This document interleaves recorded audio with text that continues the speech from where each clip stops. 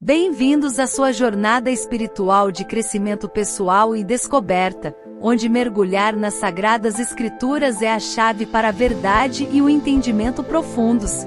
Cada palavra, cada verso, transporta consigo a sabedoria e o amor divino, prontos para transformar vidas e guiar cada passo do seu caminho. No canal Palavra Falada oferecemos uma vasta biblioteca de audiobooks cristãos, repletos de inspiração, ensinamentos e fortalecimento da sua fé. Junte-se a nós nesta jornada espiritual.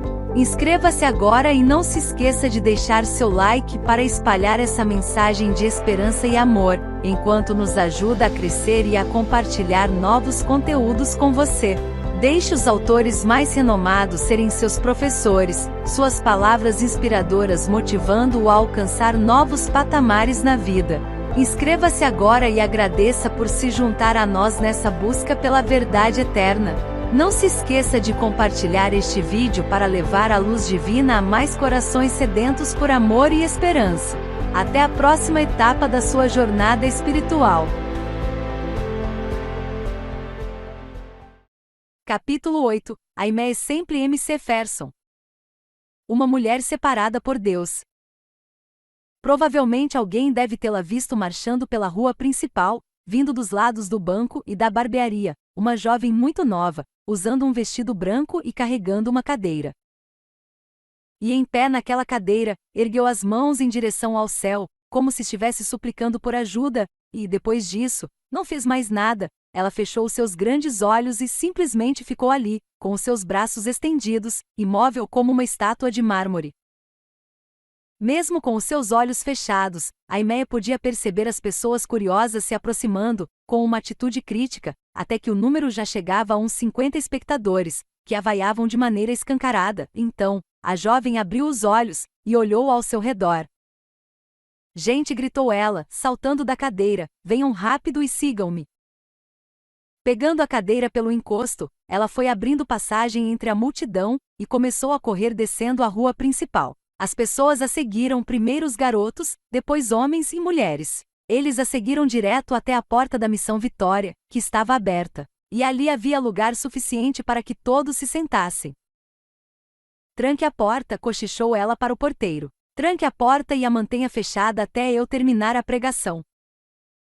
Aimee Semple McPherson tem sido descrita como uma mulher à frente de seu tempo. Na verdade, ela foi a pioneira espiritual que preparou o caminho para nós, e deve ser considerada a grande responsável pela forma com que demonstramos o cristianismo em nossos dias.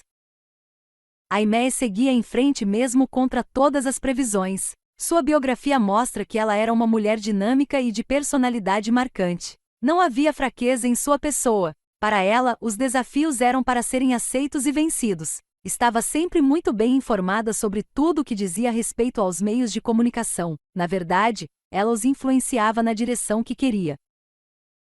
Se as notícias publicadas a seu respeito pareciam negativas, ela sempre conseguia dar um jeito de tirar o melhor da situação, mantendo sempre um sorriso nos lábios. Se alguém dizia para tomar cuidado com alguma coisa, estava pronta a fazer exatamente o contrário, se recusando a curvar-se ao medo. De fato, não havia nada que fosse tão radical para Aimee Semple McPherson. Qualquer coisa que precisasse ser feita para atrair uma pessoa, ela fazia. Ela se sentava com os publicanos e prostitutas em lugares que o cristão comum jamais pensaria em fazê-lo, e por causa disso, os pobres, os medíocres e os ricos, todos tinham um amor especial por ela. E eles compareciam às suas reuniões aos milhares. Entretanto, os religiosos a detestavam, e isso é absolutamente óbvio. Quando os políticos denominacionais pareciam querer atrapalhar e ferir o seu ministério, Aimee raramente lhes dava atenção. Ela jogou por terra os preconceitos religiosos e a mesquinhez das denominações, e até parecia que tinha pena daqueles que se deixavam controlar por esse domínio. Ela se dedicou a construir um ministério tão amplo e de tamanha grandeza que até mesmo Hollywood quis saber mais acerca dele. Numa época em que as mulheres eram consideradas apenas um acessório para o ministério, Aimee construiu o Templo Angelus com o propósito de incluí-las. Aquele templo foi erguido e inaugurado durante a Depressão. Era uma construção muito elaborada, onde podiam sentar-se 5.000 pessoas. Quando o prédio já lotava a sua capacidade 3 vezes durante o domingo, Aimee se aventurou ainda mais, abrindo a primeira estação de rádio evangélica do mundo e fundando uma das denominações que mais crescem nos dias de hoje. Aimee viveu no auge do movimento pentecostal, época cheia dos pode e não pode da religião, e quando as mulheres, de um modo geral, não eram aceitas no ministério de liderança. E para piorar ainda mais aquela situação para os padrões religiosos da sua época, Aimee era uma mulher divorciada. Surge uma nova geração. A vida de Aimee começou em meio a escândalos e polêmicas. Nasceu no dia 9 de outubro de 1890, filha de James Morgan e Mildred Minnie Kennedy, em um local próximo de Salford, Ontário, Canadá. Filha única, Aimee Elizabeth Kennedy cresceu em uma pequena cidade, onde rumores e fofocas corriam soltos, alimentados por aqueles que tinham restrições quanto às circunstâncias de seu nascimento. Seu pai, com 50 anos de idade, casou-se com sua mãe, Minnie, quando ela ainda era uma adolescente de apenas 15 anos. Antes de se casar, a órfã Minnie havia sido uma militante fervorosa do Exército de Salvação. Sentindo o chamado para o ministério, ela evangelizava dia e noite pelas cidades de Ontário. Algum tempo depois, ela viu um anúncio em um jornal que dizia que a família Kennedy estava em busca de uma enfermeira que pudesse morar no emprego, para cuidar da senhora Kennedy. Minnie aceitou o emprego e se mudou para a casa daquela família, deixando o seu ministério de lado. Após a morte da senhora Kennedy, Minnie permaneceu no seu emprego, e não muito tempo depois, o Sr. Kennedy pediu Minnie em casamento. A cidade trovejou de fofoca, mas James Kennedy não deu a menor importância aos falatórios e eles se casaram. Contudo, um dia após o casamento, Minnie caiu de joelhos e orou a Deus. Ela confessou que não havia sido fiel a seu chamado e pediu ao Senhor que a perdoasse. E fez a seguinte oração: Senhor Deus, se ouvires a minha oração, do mesmo modo que ouviste a oração de Ana, no passado, e me deres uma filha, eu vou dedicá-la totalmente à tua obra, para que ela pregue a palavra como eu deveria ter pregado, ocupe o lugar que eu deveria ter ocupado, e viva a vida que eu deveria ter vivido em teu serviço. O Senhor, ouça a minha oração e responda-me. Pouco tempo depois, Minnie ficou grávida. Ela nunca teve dúvidas de que seu bebê seria uma menina. Por isso, tudo o que ela planejava, comprava ou ganhava para o bebê era na cor rosa. Então, como resposta à sua oração, uma garotinha nasceu no dia 9 de outubro de 1890, na casa dos Kennedy, em uma fazenda canadense que ficava nas proximidades da cidade de Salford. Os salvacionistas vieram visitar o bebê. Quando estavam ali, deram a Minnie a triste notícia de que Catherine Buff, esposa do grande general William Buff, havia falecido. Catherine tinha sido cofundadora do Exército de Salvação, e um dos visitantes sugeriu que Aimee poderia muito bem ser a sua sucessora. Quaisquer que fossem os planos de Deus para aquela criança, depois que Minnie ouviu aquelas palavras, ficou bem claro para ela que Aimee certamente cresceria para realizar uma obra muito além de suas expectativas. RAS e a placa com o nome da turma da escola. Quando Aimee tinha apenas 3 semanas de vida, Minnie a dedicou ao Senhor durante um culto realizado no Exército de Salvação. Sua infância foi maravilhosamente perfeita. Ela era a única criança em uma espaçosa casa de uma grande fazenda, com vários animais como seus amiguinhos de diversão. Cresceu ouvindo as histórias bíblicas de Daniel na cova dos leões, José e Faraó, e Moisés conduzindo os filhos de Israel em sua saída da terra do Egito. Quando ela estava com 4 anos de idade, ia para as esquinas, subia em um banco de madeira e contava histórias bíblicas, para uma grande multidão que sempre se aproximava para ouvi-la. Aimee era uma garotinha muito corajosa e cheia de ideias obstinadas. Nada a assustava, exceto a certeza de que, em qualquer lugar que estivesse, Deus podia ver absolutamente tudo o que ela fazia. Certa vez, estando doente de cama, um empregado apareceu na porta do seu quarto e perguntou-lhe se ela estava precisando de alguma coisa. Aimee deu um profundo e mimado suspiro e disse: Eu gostaria de ouvir os sapos cantando, até o pântano, e me traga uns 3 ou 4 deles e os coloque em um balde de água, ao lado de minha cama.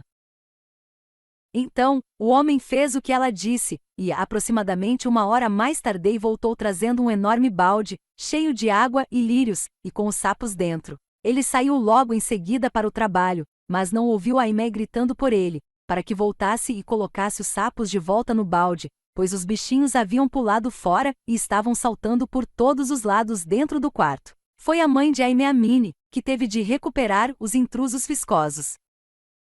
Na escola, Aimee sempre era a líder.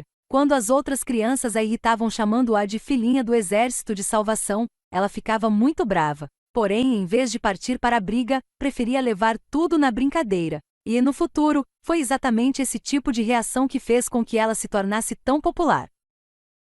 Um dia, quando alguns colegas estavam zombando dela, em lugar de agir em represália, Aimee preferiu pegar uma caixa, uma régua e uma toalha de mesa vermelha. Em seguida, indicou um garoto para carregar a bandeira vermelha e começou a marchar em volta da sala, batendo na caixa como se esta fosse um tambor, enquanto cantava com todas as suas forças. No início, os garotos entraram em fila atrás dela, fazendo piada com a marcha, mas depois começaram a gostar. E não demorou muito e as garotas se juntaram ao divertido desfile. E desse dia em diante, ninguém mais incomodou Aimee com o assunto do Exército de Salvação. Sua fé sempre atraía, nunca afastava.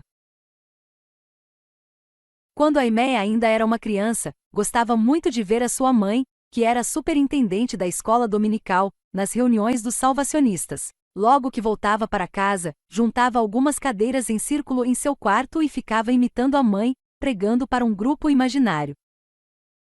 Na sua foto de escola, Aimee, então com 8 anos de idade, está sentada no meio da classe, segurando a placa com o nome da turma. As outras crianças, sentadas ao lado da professora, estão visivelmente aborrecidas. Elas estão tristes porque, pouco antes da foto ser tirada, começaram a discutir sobre quem iria segurar a placa. E foi então que, no meio da discussão, Aimee repentinamente pulou no meio do grupo e agarrou o objeto do desejo de todos os outros alunos. Assim, enquanto as crianças tentavam tirar de suas mãos da tão cobiçada placa, a professora pegou todos eles e os fez sentar, exatamente na hora de tirar a foto.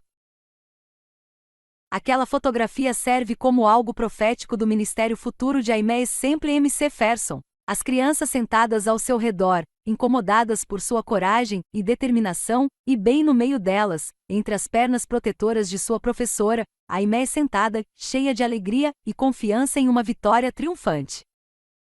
Em busca do ouro. Já durante a sua juventude, o caráter dogmático de Aimee começou a aparecer. Ela era uma pessoa que tinha uma atitude competitiva em relação à autoridade. Se alguém fosse escolhido para ser o líder dela em algum acontecimento, teria de provar que tinha condições de fazer isso, antes de esperar qualquer atitude de submissão por parte dela.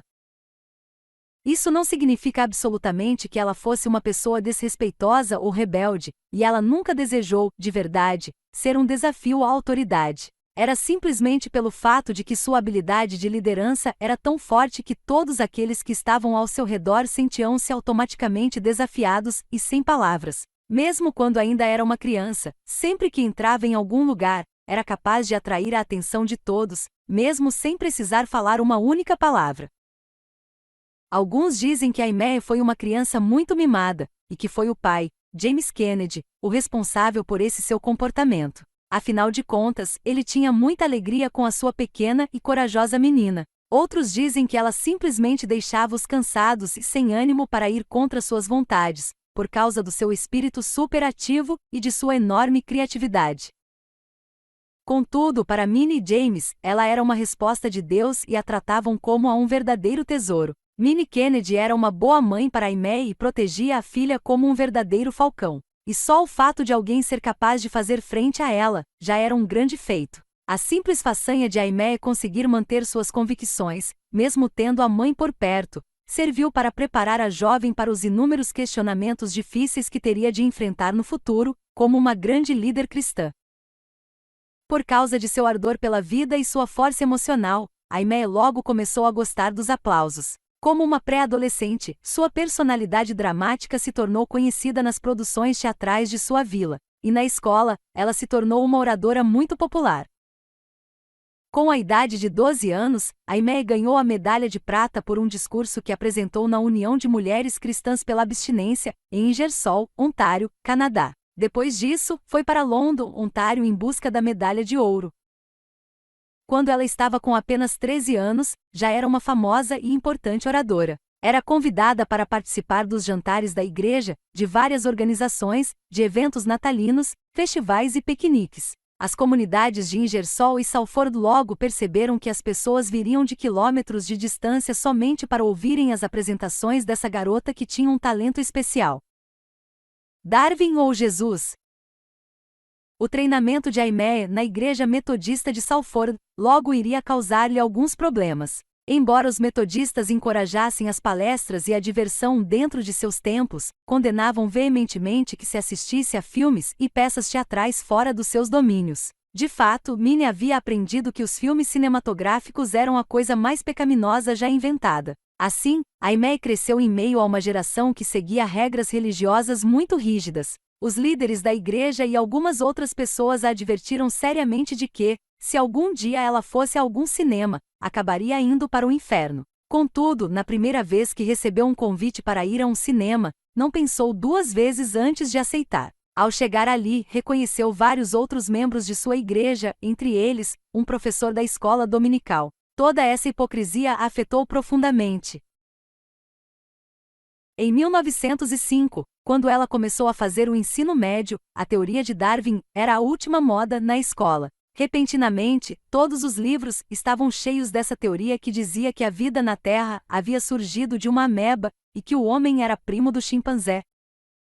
Aimee ficou chocada. Embora ela ainda não houvesse tido a experiência do novo nascimento, havia sido criada dentro dos princípios bíblicos e sentiu-se totalmente insultada com as pretensões de Darwin. Então, ela se aproximou de seu professor de ciências e, com toda a coragem que lhe era peculiar, perguntou-lhe sobre o assunto. Segundo ele, até onde era do seu conhecimento, a pesquisa biológica tinha superado as antigas superstições. Contudo, ela o deixou tão sem saída que o pobre homem finalmente teve de reconhecer as suas limitações. E para finalizar a questão, ele lhe entregou uma lista de livros da biblioteca para que estudasse. A jovem Aimee Elizabeth aceitou o desafio. Ela não apenas leria todos aqueles autores seculares e suas teorias, como também, ao terminar, ninguém, a não ser os próprios autores, iriam saber mais sobre a teoria de Darwin do que ela. E essa atitude se tornaria padrão durante toda a sua vida. Aimee era uma pessoa diligente e imbatível. Contudo, durante as suas leituras, ela finalmente chegou à conclusão de que a teoria de Darwin tinha de ser a verdade. Afinal de contas, a igreja já não praticava o que a Bíblia dizia. Parecia que a igreja era mais uma reunião social, um lugar de diversão, e não havia mais milagres como aqueles sobre os quais ela havia lido na Bíblia. Então, começou a argumentar com os ministros visitantes e a questionar, por que eles ainda continuavam pregando, se os milagres já não aconteciam mais. Um desses ministros, quando questionado, engasgou e explicou-lhe como a era dos milagres havia ficado no passado, descrevendo esse evento como a cessação dos dons. Depois, quando Aimee o desafiou em outras passagens bíblicas, ele finalmente lhe disse que esses assuntos eram muito complicados para a cabeça dela. Obviamente aquele homem não conhecia a determinação daquela moça. Uma outra noite, após o culto, Aimee desafiou um pregador visitante de tal maneira que até seus pais ficaram pasmos. Se o que está na Bíblia é verdade, então por que as pessoas pagam altos impostos para financiar pesquisas que têm a intenção de minar a nossa fé? Perguntou ela ao inseguro ministro. E, novamente, Aimee ficou sem uma resposta convincente. Ela já estava sentindo-se péssima, porque parecia que ninguém tinha munição espiritual para responder às suas indagações. Aimee finalmente chegou à conclusão de que, se algumas partes da Bíblia não eram mais verdadeiras para os nossos dias, então nada dela era verdade. Assim, fez a seguinte dedução: se existe um vazamento em algum recipiente, então todo o conteúdo vai acabar escoando por ali. Por isso, ela decidiu tornar-se ateísta. Quando ela voltou para casa, depois de travar essa última guerra de palavras com aquele pastor, Aimee correu para o seu quarto, abriu a janela e começou a observar a noite. E enquanto ela reparava no esplendor das estrelas, começou a se quebrantar. Alguém, ou alguma coisa, tinha de ter criado os céus, e ela ansiava saber o que, ou quem. Ela estava cansada de histórias, de boatos, o que ela precisava agora era de fatos. E foi então, exatamente ali em seu quarto, que Aimee fez a seguinte oração: O Deus, se é que existe um, revela-te a mim. E 2 dias depois, o Senhor atendeu ao seu pedido. Os santos roladores estão aqui. Aimée era o retrato de uma pessoa sumamente determinada. Com a idade de 17 anos, era uma linda jovem que parecia possuir tudo o que desejava. Diferente das outras moças de sua região, ela nunca falava em casamento ou filhos. Era muito inteligente e sua família tinha uma situação financeira muito confortável. Suas roupas, feitas sob medida, eram sempre na moda. Seus pais a amavam e, além de tudo, ela tinha a habilidade de atrair a atenção das pessoas com apenas uma ou duas frases. Nessa época, ela já havia vencido todos os concursos de oratória dos quais havia participado. Costumava ir a salões de dança e encontrá-los cheios dos membros da igreja. Na verdade, a primeira pessoa com quem ela havia dançado em um salão daqueles tinha sido um ministro presbiteriano. Entretanto, mais do que tudo, Aimée precisava de Deus, e logo o encontraria. Certo dia, depois daquela noite em que pedirá a Deus para que se revelasse a ela, Aimée estava voltando da escola para casa, na companhia de seu pai, quando estavam descendo a rua Main, em Ingersoll, ela viu uma placa na vitrine de uma loja, e disse-lhe: Avivamento do Espírito Santo. Robert Semple, evangelista irlandês.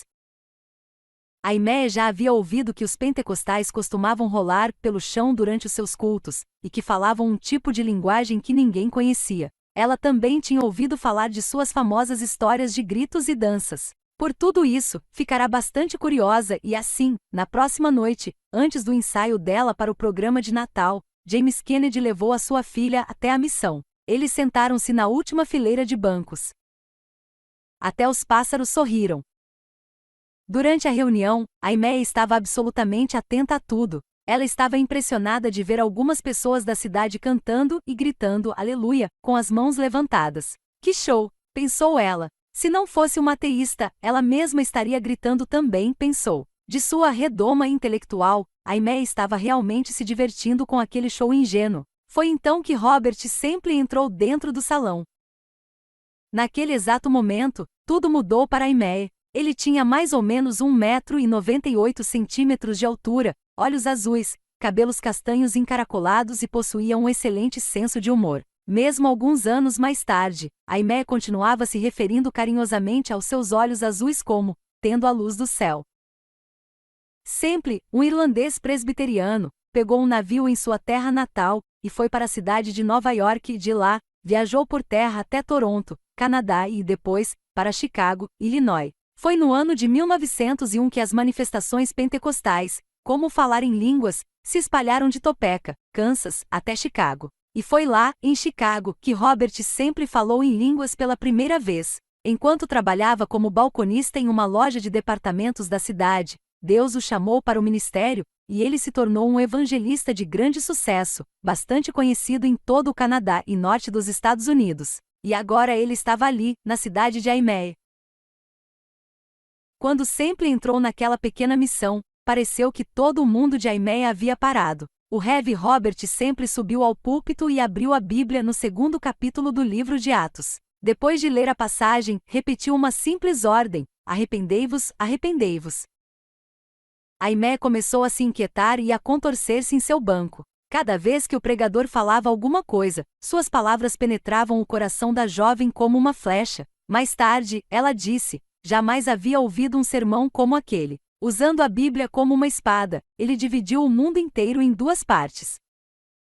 O jovem evangelista não via nenhuma possibilidade de alguém servir a Deus e ao mundo ao mesmo tempo, pois se amarmos a um, então não poderemos amar ao outro. Ou somos por Deus, ou contra ele, simples assim. Aimée bebia cada palavra. Então, o jovem pregador ergueu os olhos para o céu e começou a falar em línguas. E enquanto ela olhava atentamente para ele, viu como se a face do jovem brilhasse com uma luz vinda do seu interior. À medida que sempre falava, Aimée compreendia perfeitamente tudo o que ele estava dizendo. Era a voz de Deus, revelando-se a ela, em resposta à oração que havia feito 2 dias atrás. Desde o momento que ouvi aquele jovem falando em línguas, não tive a menor sombra de dúvida, nem por um segundo, de que era Deus me mostrando minha verdadeira condição de pobre pecadora, perdida, miserável e condenada ao inferno. 3 dias depois, Aimée parou a sua carruagem no meio de uma estrada deserta, ergueu as mãos para o céu e clamou pela misericórdia de Deus. O que aconteceu em seguida foi registrado por ela mesma. O céu encheu-se de luz. As árvores, os campos e os pássaros voando à minha volta estavam louvando ao Senhor e sorrindo para mim. Eu estava tão consciente do sangue perdoador de Jesus Cristo, que parecia que podia senti-lo correndo pelas minhas veias. Finalmente Aimeia havia tido a experiência do novo nascimento. Tremendo sob o poder. Buscando uma direção para sua vida, Aimeia orou a Deus e teve uma visão. Quando fechou os olhos, viu um rio escuro passando em sua frente, e milhões de homens, mulheres e crianças caindo dentro dele. Aquelas pessoas estavam sendo tragadas pela correnteza das águas, e não havia ninguém para livrá-las de caírem em uma enorme cachoeira logo à frente. E foi então que ela ouviu uma voz lhe dizendo: torne-se uma ganhadora de almas. Intrigada em como ela poderia realizar essa tarefa, Aimeia passou a buscar a Deus ainda mais. Naqueles tempos, as mulheres não podiam pregar, pois isso simplesmente não era permitido. Contudo, ela cria que esse Pedro, um simples pescador, pôde pregar. Talvez uma jovem canadense, vinda da fazenda, também poderia. E então ela foi procurar alguma orientação no Novo Testamento. Tão logo ela fez isso, chegou à conclusão de que o único requisito necessário para aquele que tinha um chamado para pregar era ser batizado com o Espírito Santo. Assim, mesmo contra a vontade de sua mãe, Aimeia começou a frequentar reuniões onde o objetivo maior era receber o Espírito. Essas reuniões estavam sendo realizadas em Ingersoll, Ontário. Havia abundância de manifestações nessas reuniões, cujo propósito era ajudar as pessoas a receber o batismo com o Espírito Santo. Naquela época, em 1908, essas reuniões eram vistas por muitos como extremamente radicais. Preocupados, até mesmo os irmãos do Exército de Salvação resolveram procurar Minnie, para falar sobre o repentino comportamento pentecostal de sua filha.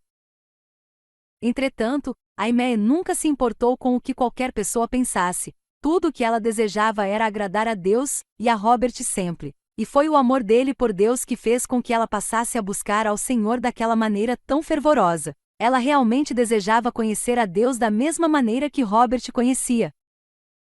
Na escola, porém, as notas de Aimeia estavam indo de mal a pior, porque ela passava muito tempo nas reuniões, buscando o Espírito Santo. Certa manhã, passando na porta da casa onde as reuniões eram ministradas, sentiu que simplesmente não poderia continuar seguindo seu caminho para a escola, precisava muito falar em línguas. De fato, ela queria tanto falar em línguas que desceu imediatamente do trem e foi tocar a campainha daquela residência. Seu desejo pelo Senhor era tanto, agora ela estava até faltando às aulas para poder passar o tempo orando. Quando a convidaram para entrar, explicou o desejo do seu coração à líder do grupo e juntas, começaram a buscar a Deus em oração. Aimeia chegou até mesmo a pedir ao Senhor que fizesse com que as aulas atrasassem, para que ela pudesse ficar ali até receber o que estava buscando. E tão logo ela terminou de fazer esse pedido, uma nevasca caiu sobre a cidade de Ingersoll.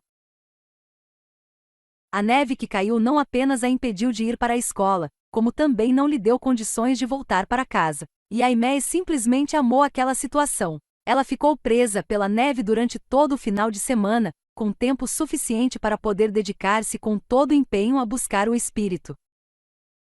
No sábado, bem cedo, enquanto todos na casa ainda estavam dormindo, ela se levantou para continuar buscando a Deus. Quando ergueu a voz em adoração, seu louvor veio do mais profundo do seu ser até que, finalmente, sentiu como se tivesse sido atingida por um raio que descera sobre ela, fazendo com que seu corpo tremesse desde o alto da cabeça até a ponta dos pés. Aimeia caiu ao chão, sentindo como se estivesse envolta em nuvens de ria. Então, de repente, começou a falar em outras línguas, primeiramente com frases curtas, depois, sentenças inteiras. Naquele momento, todos na casa haviam acordado com o barulho que ela fazia, desceram as escadas louvando e se regozijando com ela, entre eles, Robert sempre. Não se sabe que tempo ele permaneceu na cidade de Aimeia, entretanto, creio que deva ter ido e vindo ali, pois estava presente naquele dia em que ela fora batizada seu Espírito Santo. Uma dança eletrizante. Robert estava constantemente viajando, mas se correspondeu com Aimeia quase todo aquele inverno. Depois, no início da primavera de 1908, voltou para Ingersoll e a pediu em casamento. De fato, ele pediu a Aimeia em casamento na mesma casa onde ela havia recebido o batismo, alguns meses antes. 6 meses depois, no dia 12 de agosto de 1908, ela e Robert se casaram na casa da fazenda dos familiares dela, que ficava no município de Salford, Ontário. Por causa de Robert, Aimee não chegou a terminar os seus estudos. Na verdade, ela abandonou tudo para poder amar, honrar e seguir ao seu esposo, pois sentia que ele era tudo o que ela precisava para ter uma vida completa e maravilhosa. Ele era a minha escola teológica, escreveu ela mais tarde, o meu mentor espiritual e o meu amor fiel, meigo e paciente. Antes de se casarem, Robert e Aimee já haviam conseguido convencer os pais dela de que o falar em línguas era bíblico. Entretanto, foi bem mais difícil convencer sua mãe com relação ao chamado do casal para a China. Para conseguir os recursos para a viagem, Robert trabalhava em uma indústria durante o dia e, à noite, continuava pregando na igreja. Pouco tempo depois, a sua organização os enviou a London, Ontário, onde ministravam nas casas. Robert pregava e Aimee tocava piano, cantava e orava por aqueles que se convertiam. E em apenas alguns meses, 100 pessoas já haviam recebido o batismo com o Espírito Santo, enquanto um número ainda maior havia se convertido. Eles também presenciaram muitas curas extraordinárias.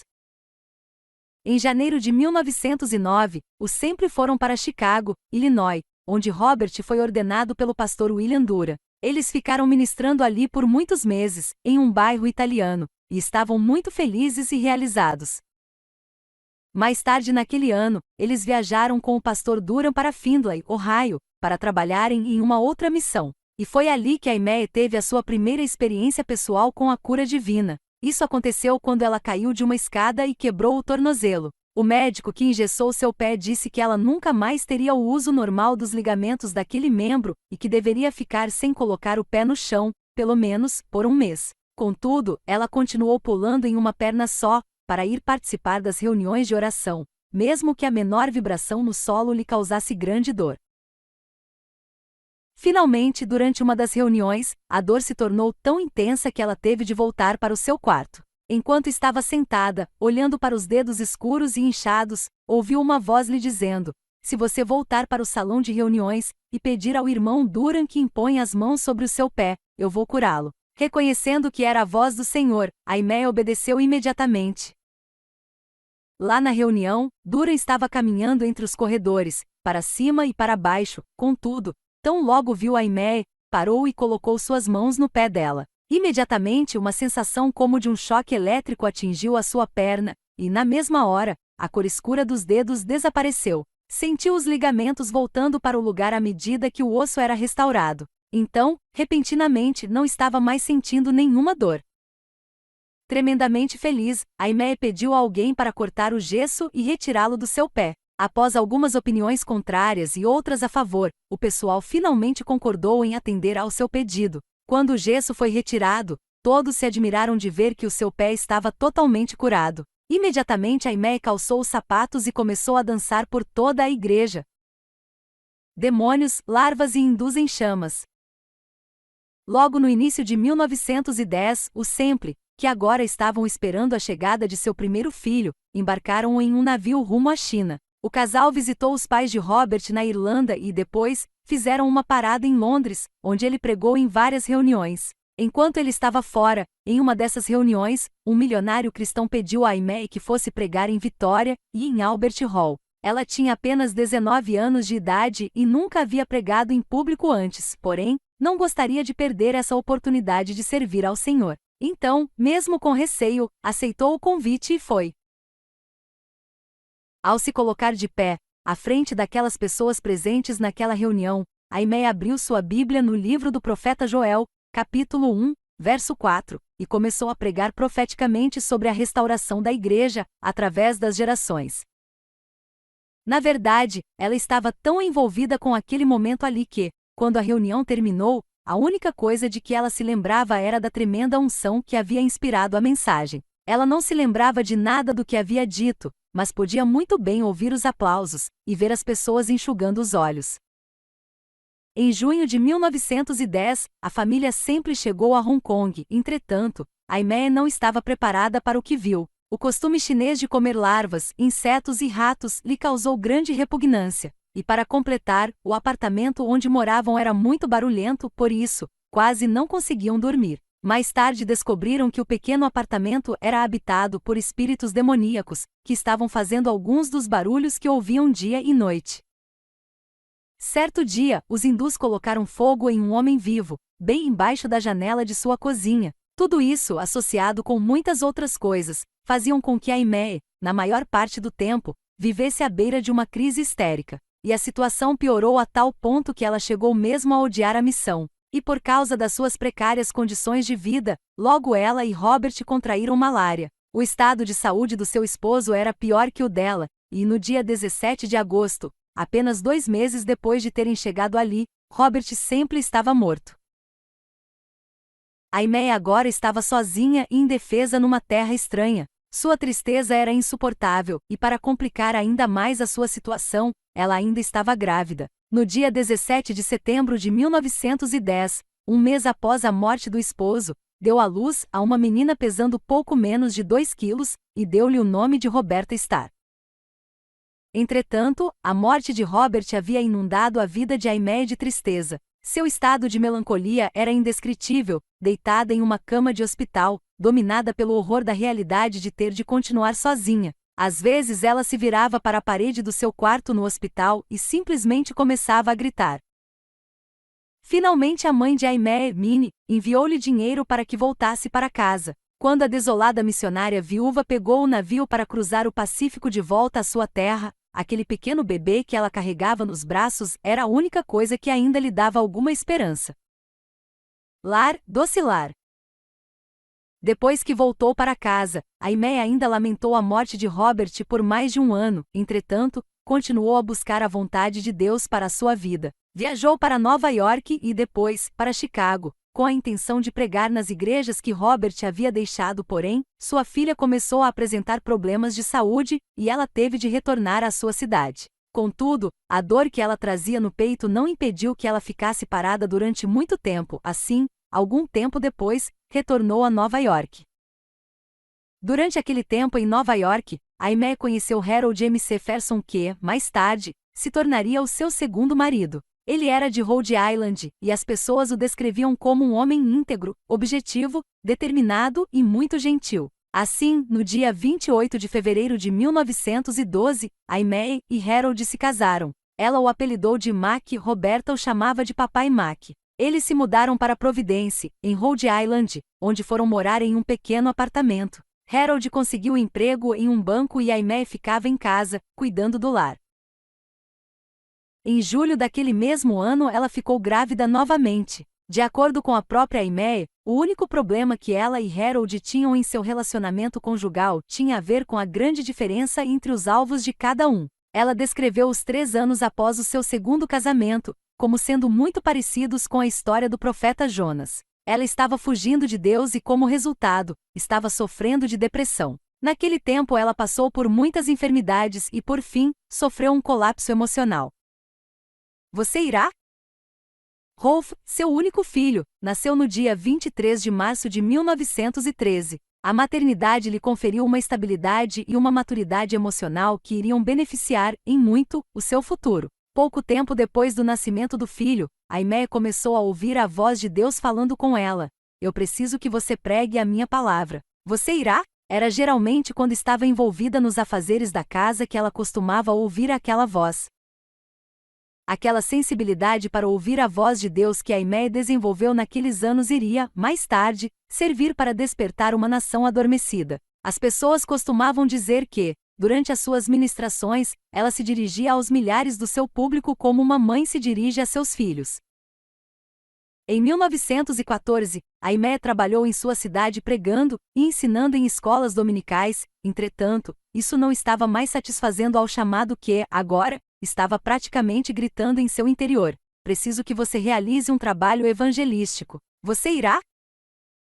E foi nesse mesmo ano que Aimee ficou gravemente enferma. Depois de várias cirurgias, o seu estado não apresentou nenhuma melhora. Ela ficou tão desesperada que suplicou a Deus que a deixasse morrer.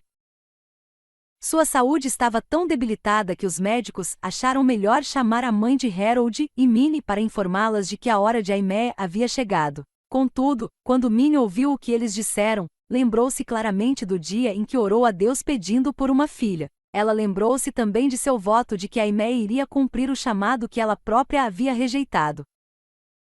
Minnie se agarrou às promessas de Deus, se recusando a deixar a filha morrer. As enfermeiras que estavam no quarto começaram a chorar, quando viram aquela mãe angustiada deitar-se sobre o corpo da filha, chorando e renovando a promessa que fizera a Deus, antes que ela nascesse. E já quase sem esperanças, os médicos transferiram Aimee do quarto onde ela estava para uma ala onde eles colocavam as pessoas que estavam à beira da morte. Foi então que Aimee saiu do coma e começou a falar. Ela estava chamando as pessoas ao arrependimento, e estava ouvindo a voz novamente. Você irá? Ela juntou todo o resto de energia que seu corpo ainda tinha, e sussurrou que iria. Então, ela abriu os olhos, e já não estava mais sentindo nenhuma dor. E dentro de 2 semanas ela já estava de pé, e curada. Eu saí ao chão, de costas. Nessa ocasião, Harold tinha um bom emprego e queria que Aimee fizesse o que qualquer outra mulher de sua época fazia: lavar, passar, limpar e cozinhar. Entretanto, ela sentia que não era possível viver assim tão presa ao lar, e, ao mesmo tempo, atender ao seu chamado ministerial. Assim, certo dia, na primavera de 1915, depois que Harold saiu para o trabalho, Aimee arrumou as suas malas e as dos filhos, Roberta e Rolf, e partiu para Toronto. Antes de sair para participar da sua primeira reunião em um acampamento pentecostal, ela enviou um telegrama para Harold dizendo: eu tentei fazer as coisas do seu jeito, mas não consegui. Será que agora a gente não poderia fazer do meu jeito? Tenho certeza de que seremos felizes. Minnie concordou em tomar conta das crianças, pois assim Aimee poderia iniciar o seu ministério. Somente muitos meses depois foi que Harold respondeu à mensagem da esposa. Entretanto, já fazia tanto tempo que eles dois estavam separados, que ele não conseguiu mais reaproximar-se dela como gostaria. Após meses tentando resolver suas diferenças, tiveram de encarar o inevitável. Com o futuro incerto, Aimee tinha medo que nunca mais tivesse o mesmo poder que desfrutava quando ainda estava casada com Robert. Ela temia que a unção de Deus não estivesse mais sobre a sua vida. Entretanto, seus temores findaram ao ser recebida calorosamente pelos amigos, quando chegou naquele acampamento. Ela sentiu-se grandemente inspirada quando viu os sinceros agradecimentos a Deus, por parte dos amigos, e quando sentiu novamente o fogo do Senhor queimando dentro de seu coração. Contudo, mesmo assim, sentiu que deveria confessar ao Senhor a sua negligência com o seu chamado. Por isso, no primeiro apelo do primeiro culto realizado ali no acampamento, ela foi a primeira a se prostrar diante do Senhor. E quando se ajoelhou no altar, sentiu a graça e a aprovação de Deus. Um amor tão grande como aquele, dizia ela, era mais do que o meu coração poderia aguentar. Antes mesmo de senti-lo, eu já estava caída ao chão, de costas, debaixo do seu poder.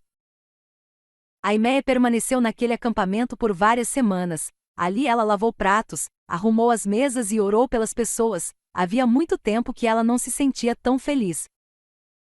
Poder espiritual e uma tenda rasgada. Logo Aimee começou a pregar por conta própria. Ela usava qualquer método para atrair as pessoas, que viajavam de todas as partes do país para poder ouvi-la. Já no ano de 1915 ela tinha uma frequência de mais de 500 pessoas em suas reuniões. Ela era considerada a novidade do momento. Além de sua maneira dramática de pregar, ainda havia o fato de ser mulher, e uma mulher pregadora não era muito fácil de se encontrar naqueles dias. Por isso, todos estavam curiosos para vê-la e ouvir o que tinha a dizer. Em uma de suas reuniões, as pessoas ali presentes recolheram $65 para ela. Com aquela oferta, ela pôde comprar a tão desejada tenda. Era uma mercadoria de $500 e que lhe custou apenas os 65 da oferta.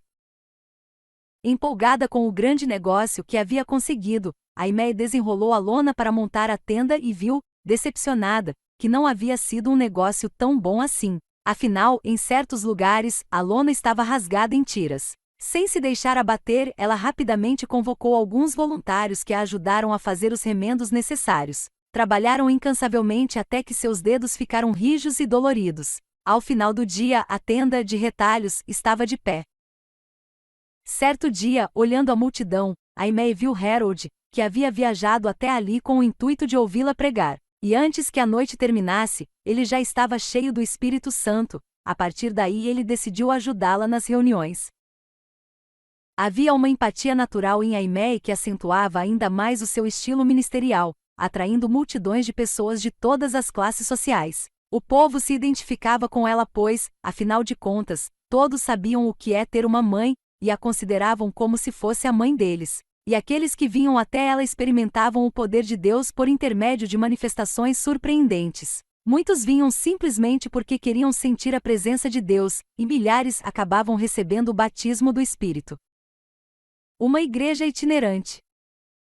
Durante os próximos 7 anos, Aimee cruzou os Estados Unidos 6 vezes. Entre os anos de 1917 e 1923, ela pregou em mais de 100 cidades, realizando campanhas que duravam de 2 noites até um mês inteiro.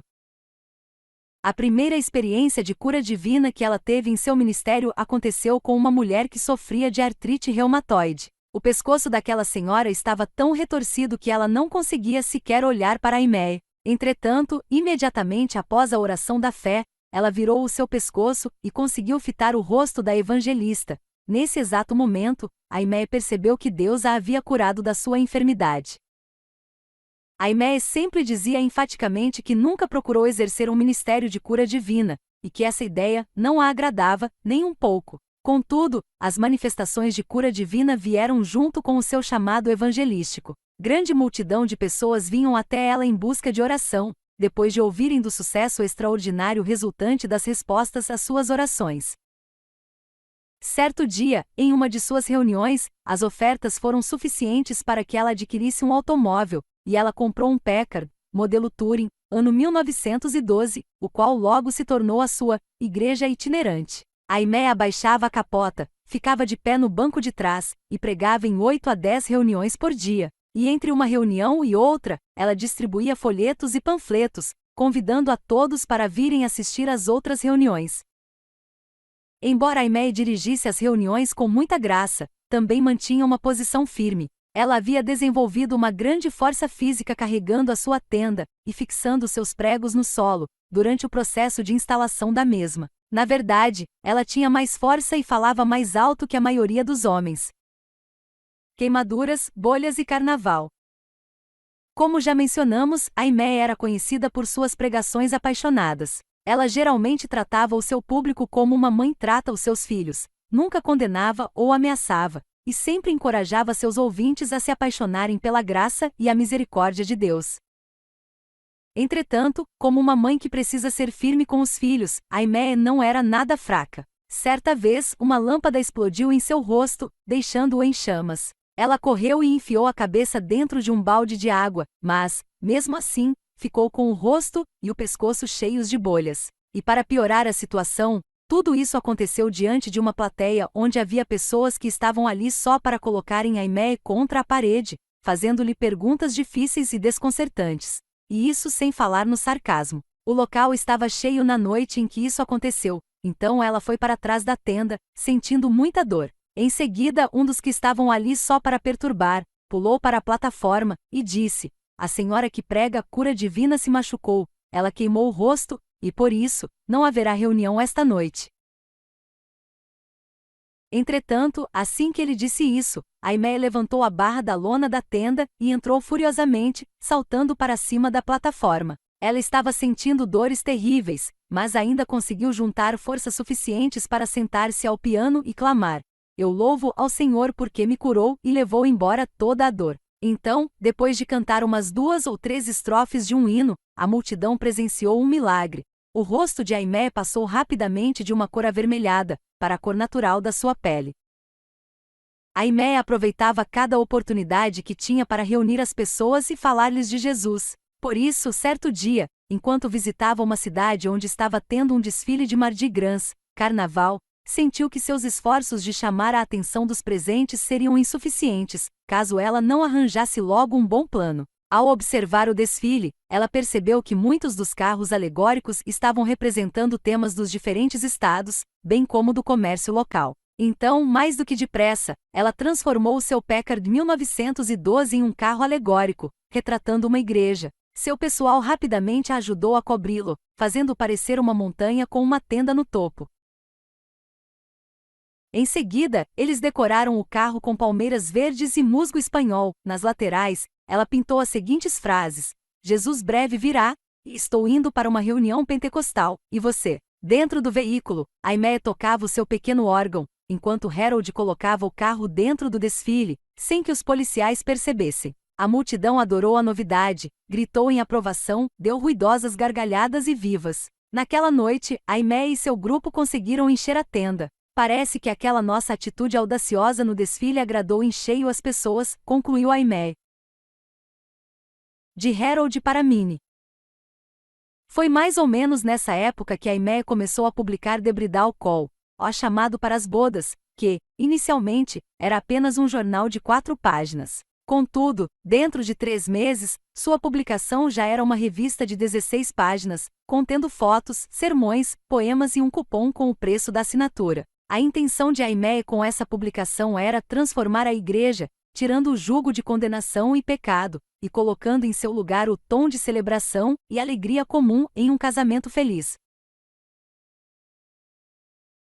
A fama que Aimee tinha com relação à sua liberdade no Espírito Santo atraía pessoas de diferentes meios. Logo, toda sorte de caçadores de emoções, andarilhos e bandidos da região estavam frequentando a sua tenda. Quando as reuniões não eram tão grandes, ela podia controlá-las bem, entretanto, quando o número chegou na casa dos milhares, a única maneira que ela tinha de acalmar as explosões emocionais dos presentes era recorrer às músicas especiais e aos cânticos congregacionais, e isso Aimee fazia com grande maestria. E não demorou muito, e ela estava introduzindo apresentações teatrais como o drama e a narrativa em suas pregações.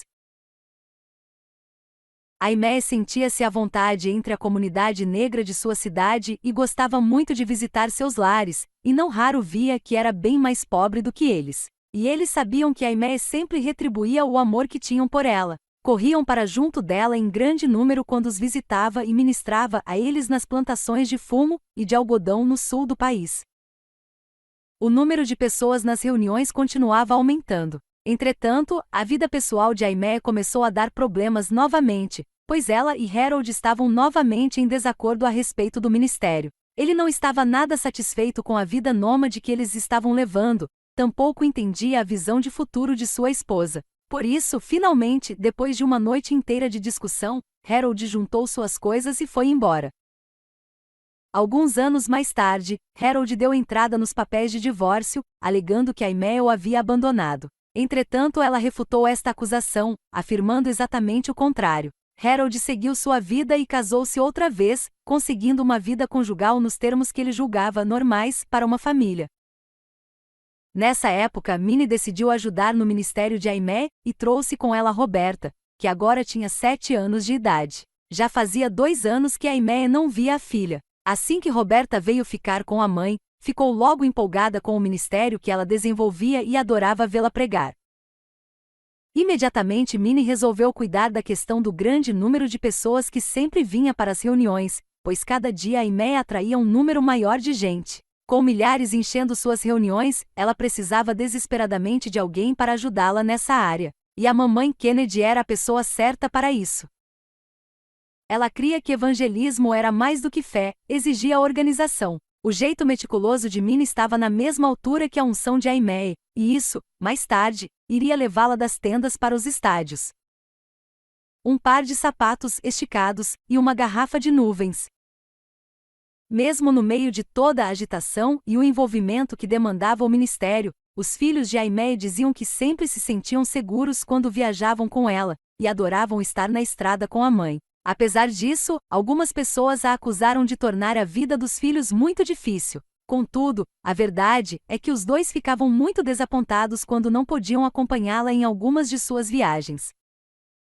Tanto Rolf quanto Roberta sempre guardaram maravilhosas lembranças da mãe. A filha gostava de relembrar das histórias que a mãe contava quando estavam viajando na estrada. Certa ocasião, depois que Aimee descreveu uma nuvem de maneira tão bela, Roberta desejou pegar uma. Então a mãe prontamente parou o carro no acostamento, pegou uma garrafa vazia e desceu do veículo. Em seguida, ergueu a garrafa destampada no ar até que a névoa que havia ao redor formasse minúsculas gotinhas ali dentro. Em seguida, voltou para o carro e deu de presente para Roberta, como se fosse uma nuvem de verdade. Rolf, por sua vez, lembra de certa ocasião em que estava precisando muito de um par de sapatos e de como alguém os doou para ele. Quando a caixa chegou, todos estavam ansiosos para ver e, entretanto, ao tentar calçá-los, descobriu que eram pequenos.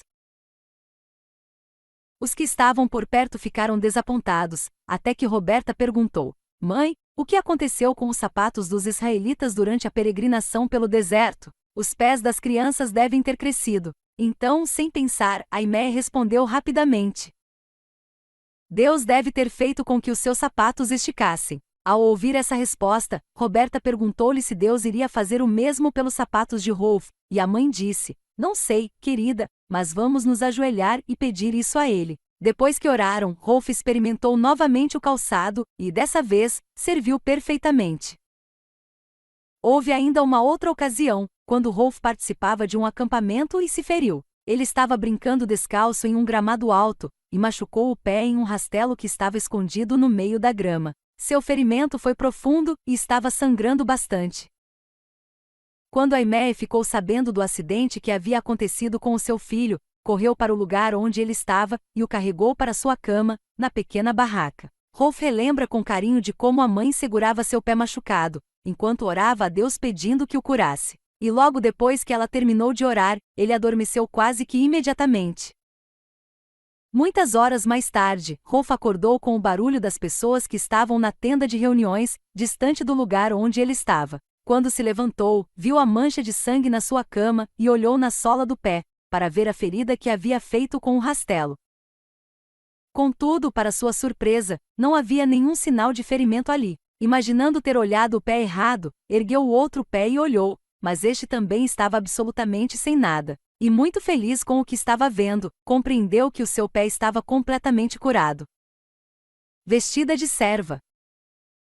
Das doutrinas do início do pentecostalismo, a única que se tem conhecimento que Aimee tinha posição contrária era a da santificação como uma segunda obra da graça. Ela cria firmemente que aqueles que alegavam possuir, ou procuravam alcançar a perfeição cristã, geralmente davam as costas para as pessoas do mundo, criando um isolamento religioso.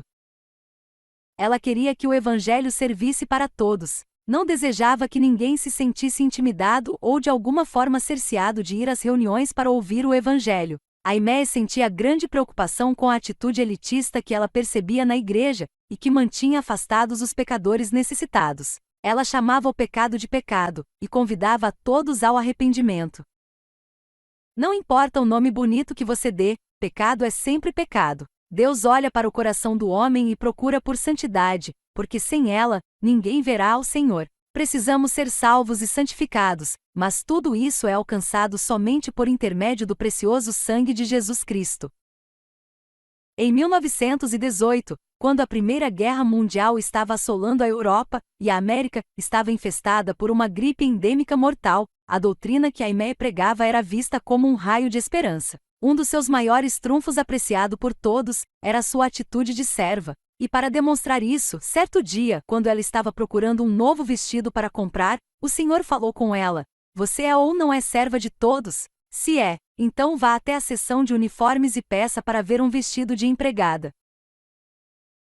Então, Aimee obedeceu e comprou 2 uniformes pelo preço de $5. E daquele dia em diante, ela era sempre vista usando seus vestidos brancos com capa, característicos de uma serviçal. Eu prometi a você um jardim com rosas. Certa tarde, quando Roberta estava passando muito mal com uma forte gripe, perguntou à sua mãe por que eles não tinham uma casa como todo mundo. Então, quando Aimee estava orando pela cura da filha, Deus falou com ela que não apenas iria curar Roberta, como também lhes daria uma casa nas terras ensolaradas do sul da Califórnia. Ela chegou mesmo a ter uma visão da sua nova casa, onde via um belo bangalô com um jardim de rosas. Assim, tão logo Roberta sarou, a família partiu para a Califórnia. Mais tarde, ela disse que eles não faziam a menor ideia do tamanho do milagre que seria aquela casa. Quando mamãe nos falou que alguma coisa iria acontecer, disse com tanta convicção como se já tivéssemos o dinheiro no banco. Aquela viagem seria uma verdadeira aventura. Os mapas eram raros, as cidades muito distantes umas das outras e as condições das estradas eram sempre uma incógnita. Entretanto, nada disso foi suficiente para desanimar Aimee.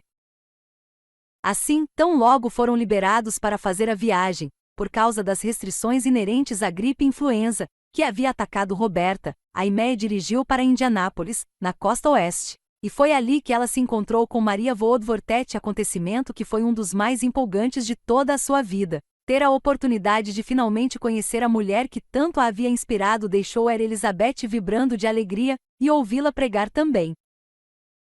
Quando chegou em Los Angeles, no final do ano de 1918, descobriu que a fama havia chegado antes. Agora, a missão da Rua Azusa era apenas uma lembrança. Seus antigos membros haviam se espalhado pela cidade, mas continuavam esperando pela pessoa que Deus usaria para reuni-los novamente. E quando Aimee chegou, eles pensaram que seria ela essa pessoa. 2 dias depois de sua chegada, Aimee pregou uma mensagem para 700 pessoas intitulada "Grite, pois o Senhor te entregou esta cidade". E já no início de 1919, os corredores, os andares e as soleiras das janelas do auditório filarmônico ficavam lotados de pessoas que vinham para ouvi-la pregar. O povo de Los Angeles fazia de tudo para agradar a Aimee e a sua família. Então, em menos de 2 semanas depois que eles haviam chegado à cidade, uma mulher se levantou durante uma reunião e disse a Aimee que o Senhor havia tocado em seu coração para que doasse a ela um pedaço de terra, onde pudesse construir uma casa. Logo em seguida, outros se levantaram, doando a mão de obra e o material para a construção. Até mesmo as mudas das rosas que ela havia visto em sua visão, foram doadas. Assim, no mês de abril, a casa, com suas varandas e uma lareira, tornará-se uma realidade. Relacionamento com a mídia. Nesta época, Aimee começou a sentir uma grande necessidade de ter um local permanente para a realização das reuniões. Assim, entre os anos de 1919 a 1923, ela cruzou os Estados Unidos 9 vezes, pregando e levantando fundos para a construção do Angelus Temple, Templo Angelus. E em todos os lugares por onde passava, ia conquistando o coração de todas as pessoas. O tom da pregação de Aimee podia mudar de uma conversa de criança e assuntos de moças, como ela sempre gostava de fazer para agradar o seu público, até o tom solene e profundo de uma dinâmica profetisa ganhadora de almas. Deus lhe havia concedido a habilidade de adequar os seus sermões às muitas e diferentes situações. Os meios de comunicação descobriram Aimee em 1919, dando início a um relacionamento amor e ódio que mais tarde se tornou um dos mais conhecidos e comentados da América do Norte. Aimee os amava, mas eles nunca tinham certeza do que ela estava fazendo com eles. Afinal, esses veículos de comunicação não estavam acostumados com gente que soubesse se aproveitar dos métodos que usavam, e procuravam derrubá-la com perguntas ardilosas, do tipo: Aimee, você acha que usar meia fina é pecado? Ao dar a resposta, ela graciosamente cruzava as pernas e dizia: depende totalmente de quanto se mostre delas. Esse tipo de espaço que a mídia lhe dava contribuía ainda mais para fazer de Aimee um fenômeno nacional. Em Baltimore, Maryland, o primeiro salão onde ela pregou tinha capacidade para 3.000 pessoas sentadas. Entretanto, por falta de lugar para sentar, muitas pessoas tiveram de voltar para casa sem assistir à reunião. Por essa razão, ela alugou um outro local onde havia cadeiras para 16.000. E foi aqui que Aimee chocou a multidão por ter repreendido um comportamento demoníaco camuflado como se fosse uma demonstração de adoração. Até então, era considerado antiético confrontar alguém que estivesse em êxtase pelo Senhor. Entretanto, Aimee repreendeu a senhora que estava tendo esse comportamento e pediu a um membro do coro para ir com a tal senhora para uma sala menor. Ela ficou em oração, observando aquela mulher por algum tempo. Depois, desafiando a ética da liderança de seus dias, convocou a igreja a que agisse com maturidade espiritual, dizendo: está provado que essa mulher é uma louca que estava internada em um asilo. Entretanto, esse é o tipo de pessoa que muitos dos crentes permitiriam se exibir no púlpito, simplesmente por temerem estar apagando o espírito. Enquanto Aimee estava em Baltimore, começou uma campanha nacional de cura divina, onde milagres incríveis e nunca vistos aconteceram. O noticiário dava destaque especial às curas que eram realizadas cada dia. Conta-se que quando Aimee entrava em um lugar, antes do começo de alguma reunião, sempre havia um atropelamento desesperado de pessoas doentes tentando, ao menos, tocar nela. Quando ela via aquilo, corria de volta para o seu camarim com um grande peso em seu coração, para poder orar pedindo o socorro de Deus. Em todo lugar que Aimee ia, multidões se apertavam para poder tocá-la. e ela observava com tristeza os policiais que eram forçados a fecharem as portas, na tentativa de protegê-la. Depois de um tempo, quando ela fechava os olhos à noite, tudo o que ela conseguia ver eram as quase 2.000 pessoas apertadas dentro de um lugar com capacidade para abrigar apenas 1.000. Ela via o altar e o porão abarrotados de doentes e acordava pensando em como Jesus havia lidado com uma situação assim. Diante de uma situação assim, será que não fica mais fácil entender por que razão Jesus tinha de entrar num barco e afastar-se um pouco da praia para pregar para a multidão? Em 1921, Aimee realizou uma reunião de 3 semanas em Denver, Colorado, onde 16.000 pessoas encheram o auditório municipal 2 ou 3 vezes cada dia. Uma das noites, 8.000 pessoas tiveram de voltar para casa, porque não havia lugar. Minnie, eficiente e dominadora. Durante esses dias de ministério intenso, Minnie sempre cuidou do estado de saúde de sua filha com muita atenção, e ela considerava essa questão da mais alta importância, pois se a saúde de Aimee desse algum problema, todo o seu ministério sofreria. As duas eram mais como irmãs do que mãe e filha, entretanto, na área espiritual, nunca concordaram plenamente. Minnie era uma pessoa muito organizada. Ela cuidava do ministério de Aimee desde os assuntos mais importantes até os mais comuns, mantendo todos os compromissos financeiros absolutamente em dia. Ela era uma mulher muito resistente, e às vezes, só dormia 2 horas por noite. Costumava examinar cuidadosamente cada pessoa enferma, antes do início das reuniões, para se precaver dos causadores de problemas. E antes de cada culto, ela também passava longas horas junto com os inválidos. Minnie nunca se sentava para uma refeição, em vez disso, comia enquanto fazia o registro dos enfermos, dava as boas-vindas aos representantes de alguma caravana ou organizava o ministério de auxílio aos necessitados. Ela trabalhou diligentemente para estabelecer uma base financeira para o ministério. Contudo, nunca compreendeu plenamente a totalidade do chamado ministerial da filha, nem entendeu verdadeiramente por que Aimee fez o que fez de sua vida. E se ela percebia que alguém estava se aproximando muito da filha, incomodava Aimee até conseguir acabar com aquele relacionamento. Muitos dos funcionários do ministério pediram demissão, ou foram demitidos por causa dela. Talvez essa tenha sido a razão por que Aimee nunca teve amizades duradouras. O relacionamento mãe-filha das duas sempre foi muito estressante. E, mais tarde, nos anos que se seguiriam, o sentimento de estar sendo dominada e controlada pela mãe faria com que Aimee e ela se separassem. Em 1921, Aimee já estava cansada de sua vida nas estradas e começou a procurar um lugar onde eles pudessem construir o Angelus Temple. E ela encontrou esse lugar nas imediações da prestigiada área do Eco Park, que era cercada por abundante vegetação, belos locais para piqueniques e um maravilhoso lago, nos arredores de Los Angeles. A primeira do KKK para Hollywood. Aimee foi a primeira em muitas áreas. Enquanto construía o templo, a estação de rádio Oakland Rock Ridge a convidou para ser a primeira mulher a pregar usando as ondas do ar. Esse acontecimento iria acender um novo fogo dentro dela e algum tempo mais tarde, ela teria a sua própria estação de rádio. Entretanto, o seu primeiro desafio era construir o templo. Todos contribuíram generosamente na execução daquela construção. Prefeitos, governadores, ciganos e até mesmo o Ku Klux Klan se apressou em contribuir. Embora Aimee não concordasse com o KKK, eles a amavam. Contudo, foi esse amor deles por ela que os levou a cometer um crime.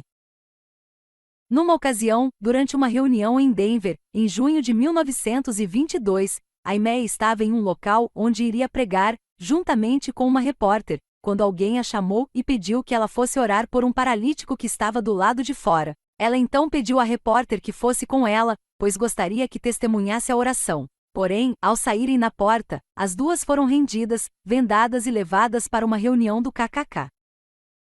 Depois, vieram a saber que tudo o que o KKK desejava era ouvir uma mensagem em particular da evangelista. Ela fez uma pregação baseada no Evangelho de Mateus, capítulo 27, cujo tema era Barrabás, o homem que achava que nunca seria pego. Depois da palavra, Aimee ouviu educadamente enquanto eles lhe garantiam um apoio secreto em todo o território nacional. Para eles, isso significava simplesmente que, para qualquer lugar que Aimee fosse dentro dos Estados Unidos, ela podia confiar neles para protegê-la. Em seguida, eles novamente vendaram as duas e as levaram de volta para o local de reuniões em Denver. Aquela repórter escreveu uma tremenda história sobre aquele sequestro, a qual contribuiu para dar ainda mais notoriedade a Aimee, bem como para trazer mais dinheiro para a construção do templo. Em 1922, no final do ano, o templo de 5.000 lugares estava finalmente pronto. Sua inauguração se deu com um culto que de tão especial, chegou a ser extravagante. Aconteceu no primeiro dia de janeiro de 1923. Quem não pode estar presente ao culto pode ver algo parecido na parada do Torneio das Rosas, em Pasadena, Califórnia. Um carro alegórico coberto de flores levava o coral da igreja que seguiu cantando durante o desfile, e ganharam o primeiro lugar do seu grupo. O The New York Times deu completa cobertura à festa de dedicação daquele templo, e daquele dia em diante, o Templo Ângelus, com capacidade para 5.000 pessoas sentadas, esteve cheio 4 vezes em cada domingo. Aquele templo tinha uma acústica perfeita. Naquela época chegou a sair uma conversa de que muitos produtores de Hollywood estavam esperando que a Aimee fracassasse, para que eles pudessem adquirir o prédio para transformá-lo em um teatro. Contudo, a Aimee não iria falhar ou ao contrário, no futuro, ela mesma transformaria aquele prédio em um teatro. Seria o teatro de Deus.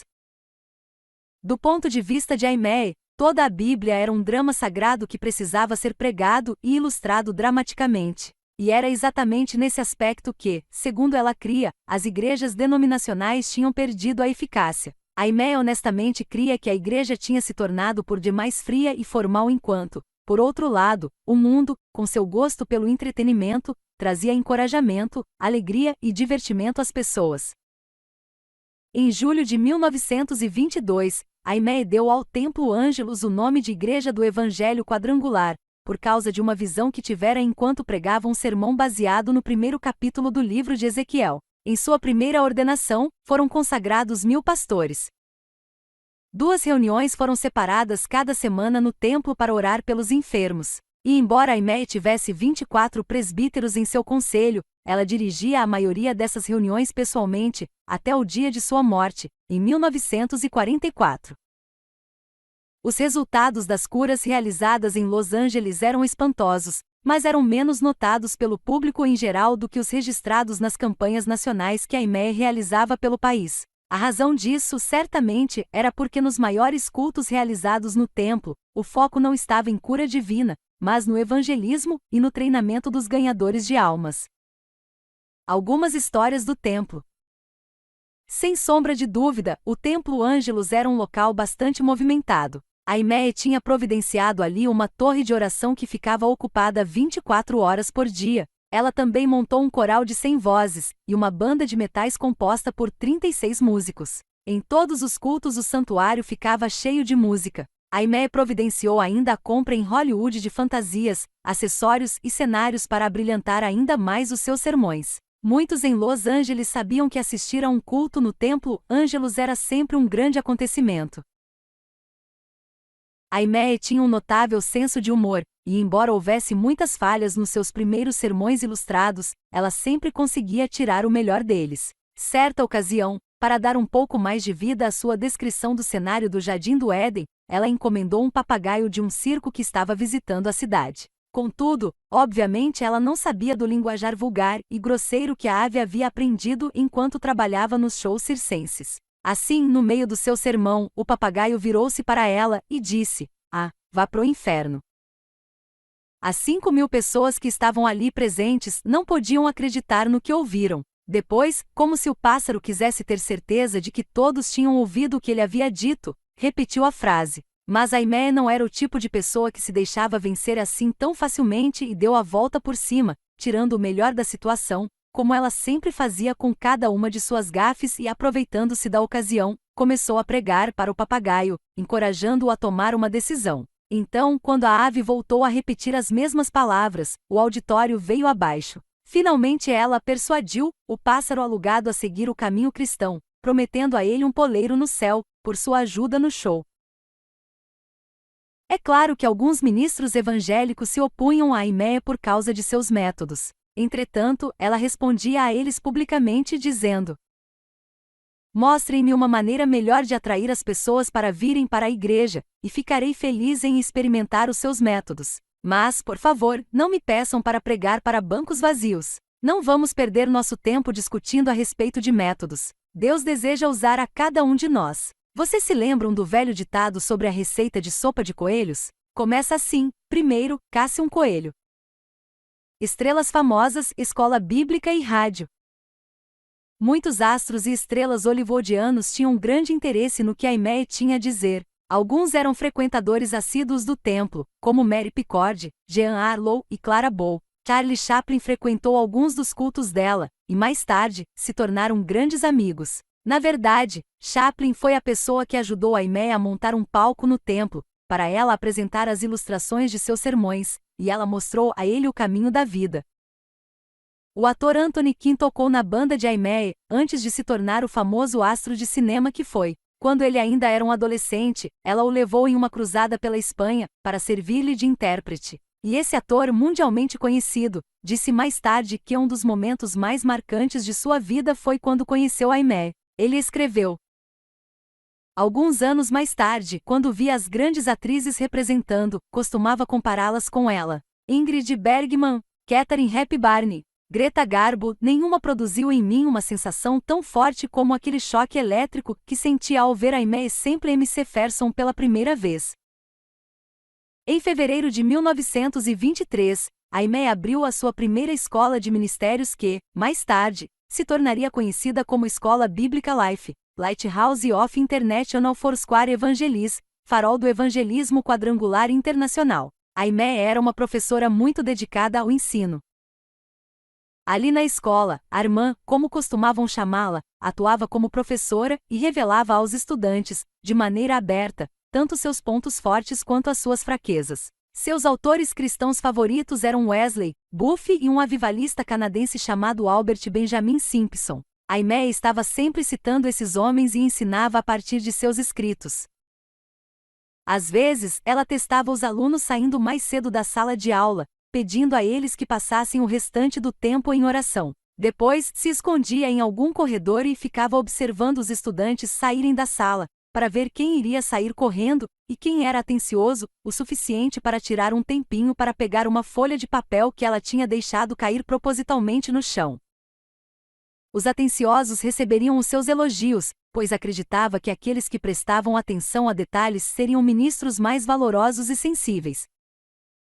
Um ano mais tarde, em fevereiro de 1924, Aimee inaugurou a rádio KFSG, com a primeira licença de transmissão radiofônica concedida a uma mulher. Essa foi também a primeira estação de rádio evangélica a ser operada. Será que Aimee está morta?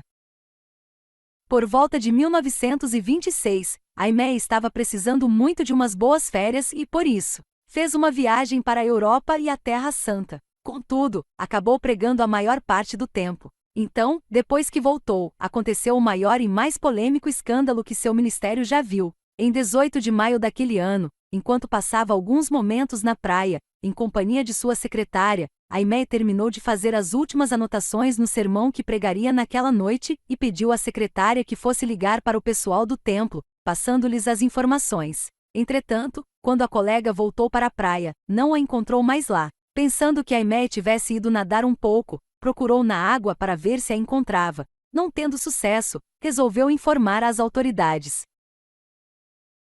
Nos próximos 32 dias, o desaparecimento de Aimee se tornou a notícia mais quente na imprensa de todo o mundo. As praias de Los Angeles foram totalmente vasculhadas e suas águas mais distantes cuidadosamente checadas, em busca de algum sinal de Aimee. Entretanto, nada foi encontrado.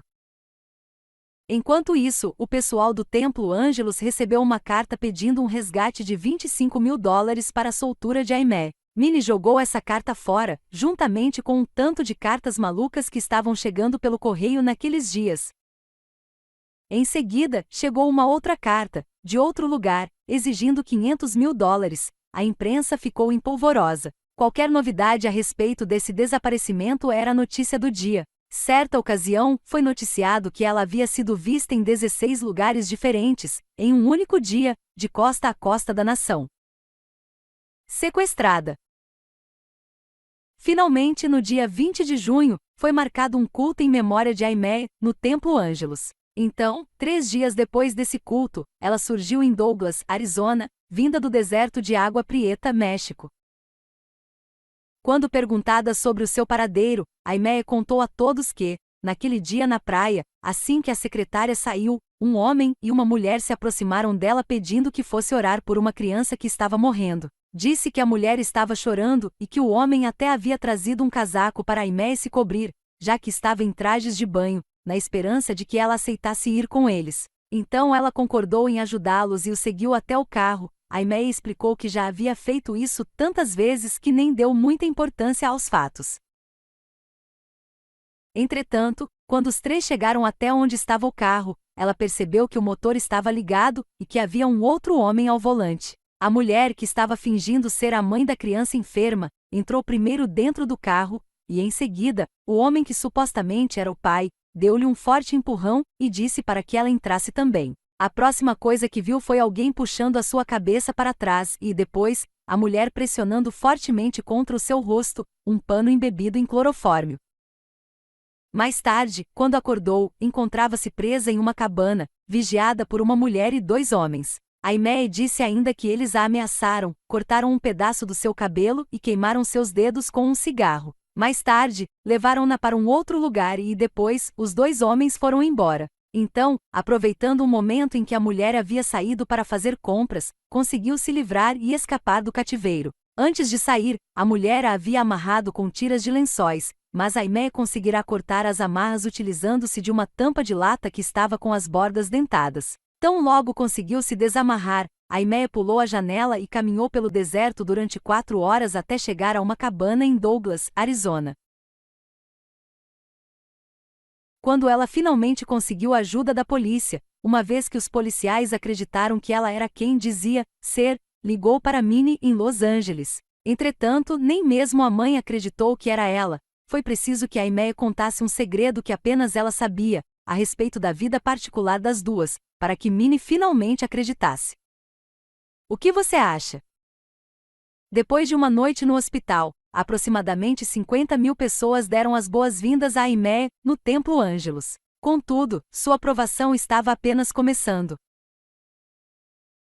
Ela descreveu os seus sequestradores e registrou queixa contra eles, todavia nunca foram encontrados. E quando a polícia a acompanhou até o deserto, na tentativa de refazer o percurso que ela dissera ter percorrido, não conseguiram encontrar nenhuma choupana que encaixasse nas descrições que ela havia fornecido. Então, o procurador do distrito de Los Angeles, Asa Case, acusou Aimee de estar mentindo e se esforçou o mais que pôde para desacreditá-la. Na época, saiu uma notícia de que ela havia sido vista em um bangalô Carmel, na companhia de seu produtor de rádio, Kenneth Ormiston, e Case tratou logo de conseguir o máximo possível de testemunhas, na tentativa de confirmar o fato. Aimee tinha conquistado muitos inimigos no submundo do crime, por isso a possibilidade de haver sequestradores envolvidos. Os gangsters possuíam uma grande rede de prostituição, tráfico de drogas, sistema de agiotagem e contrabando de bebidas alcoólicas na área de Los Angeles, e Aimee havia ganhado para o senhor muitas das pessoas-chaves desses negócios. Também é verdade que Aimee regularmente abria as portas de sua estação de rádio para que novos convertidos falassem sobre a sua conversão. E quando esses que haviam vindo do submundo do crime davam os seus testemunhos de conversão, eles não apenas estavam espalhando as boas novas sobre sua mudança de vida, também estavam expondo os feitos criminosos dos seus antigos parceiros, e muitas vezes até mesmo mencionavam os seus nomes. Aimee nunca mudou a versão do seu sequestro, na verdade, seu relato do que aconteceu foi o único que não sofreu variação com o passar do tempo. Os repórteres, detetives e promotores estavam sempre contando uma história diferente dos fatos. Até mesmo aqueles que testemunharam contra Aimee mudaram o seu depoimento. E quando eles o fizeram, as acusações de corrupção da moral pública, obstrução da justiça e conspiração para manipular evidências que haviam contra ela, foram finalmente retiradas. Alguns fatos secundários com relação ao escândalo que atingiu Aimee são bem interessantes. O promotor do município, Asa Case, tempos depois, foi condenado e mandado para a prisão de San Quentin. Além disso, mais tarde o advogado de Aimee foi encontrado morto. As evidências parecem indicar que a máfia realmente estava envolvida. Ela quebrou o nariz de Minnie? Tão logo retornou ao seu ministério, Aimee passou a usar o que se pode dizer de as verdadeiras vestes de um ministério apostólico. Ela passou a comparecer em clubes noturnos, em salões de danças, de jogos e de lutas de boxe, e, durante os intervalos, ela convidava as pessoas para suas reuniões. Os donos destes estabelecimentos gostavam da publicidade e os clientes adoravam Aimee. Ela era uma pessoa que não tinha medo dos pecadores do mundo e agora estava procurando, ainda com mais fervor, levar Jesus para onde eles estavam. Ela achava muito engraçado o fato de que um bom número de cristãos colocasse barreiras demarcando onde deveriam e onde não deveriam pregar o Evangelho. Por ocasião do final de 1926, seguidas ações judiciais a ameaçavam, e os seus empresários procuravam envolvê-la em toda sorte de empreendimentos comerciais. Quando os planos deles fracassavam, a culpa e todas as contas caíam sobre Aimee. Os seus advogados, por sua vez, pareciam que só faziam as coisas piorarem para ela. E mais do que nunca, Aimee precisava desesperadamente de um amigo, precisava de alguém em quem confiar. Todavia, parecia que todas as pessoas que lhe eram mais próximas a estavam traindo, ou se retraindo em sua amizade por causa das críticas feitas a ela. Até mesmo Minnie, a mãe de Aimee, começou a vacilar em seu apoio à filha. Ora estava no papel de mãe abnegada, desejosa de ajudar, ora mostrava sua má vontade como supervisora de um ministério que não compreendia bem. Estava sempre pronta a criticar a filha quando não concordava com ela, e não demorou muito para que passasse a fazer isso em público. Aimee sempre elogiou sua mãe publicamente, porém, quando Minnie veio a público com seus golpes antagônicos, as coisas chegaram a um ponto crítico. Agora que a própria mãe estava combatendo-a em praça pública, Aimee sentiu-se totalmente traída. E a igreja começou a dividir-se. Aqueles que trabalhavam debaixo das ordens de Minnie continuaram leais a ela, enquanto o conselho de presbíteros do templo ficou do lado de Aimee. De fato, quando aquela situação chegou ao fim, os líderes iriam ajudar a encontrar um plano de aposentadoria permanente para Minnie. Milagrosamente, no meio de tudo isso, Aimee compôs a sua primeira ópera, em 1931, e deu o nome de Regem Adorate, Adorai ao Rei. A isso seguiu-se uma outra visita à Terra Santa. Contudo, dessa vez ela estava relutante em voltar para casa, por causa das crescentes dificuldades existentes entre ela e a mãe. E seus temores provaram ter fundamento, porque quando ela chegou em casa, ela e Minnie finalmente acabaram se enfrentando. E era fato conhecido que quando Minnie ficava zangada com Aimee, suas palavras eram cruéis e iradas. Entretanto, seguindo o último round desse famoso desentendimento, saiu na imprensa uma notícia de que Minnie havia terminado com o nariz machucado e com um curativo. A manchete que vinha acompanhando a foto de capa do jornal dizia o seguinte: Mãe diz que Aimee quebrou seu nariz. As coisas, porém, não eram exatamente o que pareciam. Na verdade, Minnie simplesmente havia feito uma cirurgia plástica na noite do desentendimento das duas e mais tarde, desmentiria a notícia. Entretanto, o desmentido não adiantou. Era o fim de linha para Minnie, e ela teve que largar o cargo. Logo em seguida à aposentadoria forçada de Minnie, uma grande quantidade de pessoas queria o cargo de administrador do ministério. Juntamente com as despesas do acordo com a sua mãe, a depressão e os processos, as dívidas de Aimee rapidamente foram se amontoando. Na verdade, ela passou os próximos 10 anos resolvendo os processos e pagando os credores. Quando todos esses débitos foram saldados, colocaram um cartaz comemorativo no topo do templo. Ela não é bionica. Todavia, o peso de tudo isso simplesmente acabou sendo mais do que Aimee conseguia suportar. Assim, em 1930, ela sofreu um colapso total, tanto físico quanto emocional, e teve de ficar confinada em um chalé em Malibu, sob a constante supervisão de um médico. Depois de 10 meses passando por essa provação e depois de apresentar uma sensível melhora, Aimee voltou para o Templo Ângelus, em Los Angeles. Contudo, nunca mais teria a força e o vigor que antes desfrutara. O médico dela explicou que o seu problema de saúde era, pura e simplesmente, o fato de não conseguir descansar o tempo necessário. Quando chegou o ano de 1931, Aimee sentia-se muito só. O preço da fama era muito alto e ela não tinha nenhum amigo mais chegado, e do fundo do seu coração, ansiava por companhia. Em meados daquele ano, Rolf, seu filho, se casou com uma aluna de um instituto bíblico, o que deixou Aimee muito feliz. Depois, no dia 13 de setembro, ela casou-se novamente, agora pela terceira vez. Seu terceiro marido chamava-se David Hutton. Disseram que a sua solidão e o enorme desejo de ser amada a fizeram acreditar que ele possuía todo tipo possível de virtudes. Entretanto, isso estava longe de ser verdade. Não muito depois do casamento, Hutton foi processado por uma outra mulher a quem tinha prometido matrimônio. O processo demorou 1 ano para ser concluído e, quando saiu a sentença, a decisão judicial foi contra ele. Contudo, Aimee continuou desenvolvendo seu ministério viajando pelo país e alcançou um tremendo sucesso na Nova Inglaterra, onde milhares de pessoas compareceram para ouvi-la. Por causa de suas condições de saúde, no dia 22 de abril de 1927 ela renunciou ao pastorado do Angelus Temple. Contudo, o conselho não aceitou a sua renúncia. Depois, em janeiro do próximo ano, ela embarcou para a Europa, seguindo o conselho de seu médico. E, novamente, milhares de pessoas lotaram as suas reuniões. Durante a sua ausência, Hutton, no meio do escândalo, entrou com pedido de divórcio. A silenciosa dama da guerra.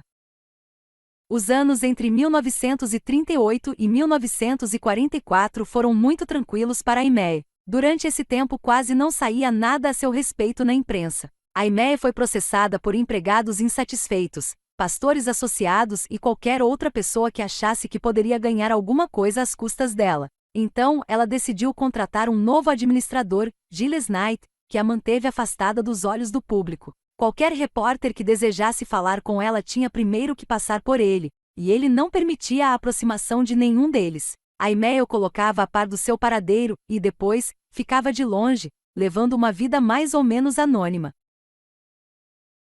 Rolf McPherson sempre falou muito bem sobre Knight, por causa do serviço que ele prestou à sua mãe e que trouxe tanta paz ao lar deles. Muitos dos esforços de Aimee durante esses anos foram dedicados a pastorear, treinar futuros ministros, estabelecer centenas de igrejas e enviar missionários por todo o mundo.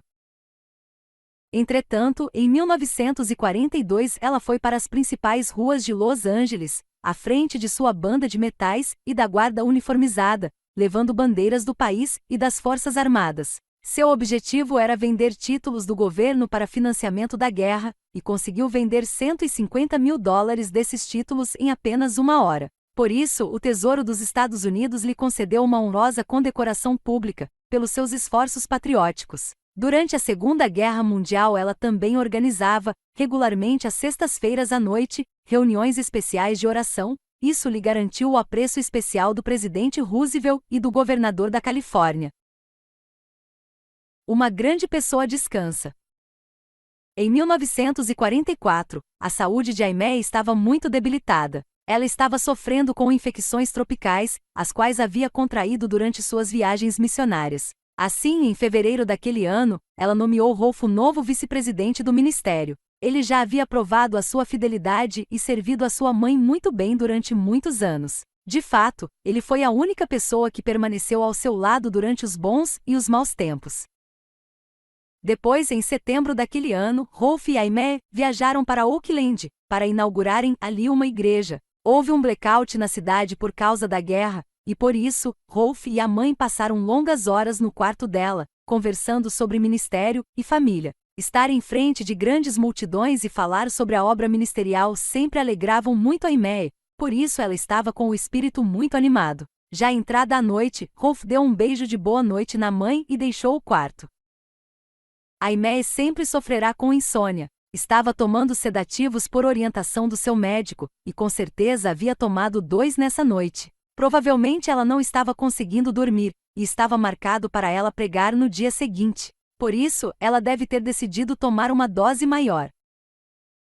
Segundo os médicos, deve ter sido mais ou menos durante a madrugada que Aimee percebeu que alguma coisa estava errada. Entretanto, em vez de chamar o filho Rolf, fez uma ligação para o seu médico particular, em Los Angeles. Ele estava no meio de uma cirurgia e não pôde atender ao seu chamado. Então ela ligou para um outro médico, que a encaminhou para o Dr. Palmer, em Oakland, Califórnia. Contudo, antes de conseguir fazer essa terceira ligação, ela perdeu a consciência. Às 10 da manhã, Rolf foi acordar a mãe e a encontrou na cama, respirando com muita dificuldade. Ao perceber que não conseguia reanimá-la, procurou ajuda médica, porém, já era muito tarde. Assim, no dia 27 de setembro de 1944, aos 53 anos, Aimee Semple McPherson partiu para encontrar-se com o Senhor. O corpo de Aimee foi velado no Templo Ângelus durante 3 dias e 3 noites, enquanto 60.000 pessoas faziam fila para prestar-lhe uma última homenagem. O palco da orquestra, onde foi colocado seu ataúde aberto, ficou totalmente coberto de flores, bem como a maior parte dos corredores do templo. 5 carros repletos de flores tiveram de ser dispensados, pois não havia espaço para colocá-las. Depois, no dia 9 de outubro de 1944, aniversário de Aimee, um desfile de 600 automóveis se dirigiu para o cemitério Memorial Forest Lawn, onde esta general do Exército de Deus foi finalmente colocada para descansar. Nesse dia, aquele cemitério recebeu 2.000 pessoas, juntamente com os 1.700 ministros do Evangelho Quadrangular que Aimee havia ordenado. A história completa de Aimee Semple McPherson jamais poderá ser contada em apenas um capítulo. Como outros grandes generais de Deus, só o céu irá dizer tudo o que ela realizou. Contudo, para o nosso propósito aqui, deixe-me dizer que durante a sua vida ela escreveu 175 canções e hinos, muitas óperas e 13 dramas. Ela também pregou milhares de sermões e formou mais de 8.000 ministros na Faculdade Bíblica Life, Vida. Estima-se que, durante a Depressão, algo em torno de 1,5 milhão de pessoas receberam ajuda por intermédio de seu ministério. E hoje, a Igreja do Evangelho Quadrangular continua pregando as verdades da Palavra de Deus como foram reveladas à irmã McPherson, conforme a declaração de fé original do Evangelho Quadrangular. As 4 bases são: Jesus é o Salvador, Jesus é aquele que cura, Jesus batiza com o Espírito Santo e Jesus é o Rei que voltará. Dirija o seu destino. Para concluir, gostaria de enfatizar algo muito importante que Aimee sempre fazia questão de deixar claro para os seus alunos: permaneça no meio da estrada. Depois de tudo que você leu sobre ela neste livro, deve ficar bem claro que essa afirmação não se refere a ser inconstante. A irmã Aimee estava falando sobre a força que precisamos ter para ficarmos firmes em algum lugar, e essa afirmação tinha um duplo significado para ela.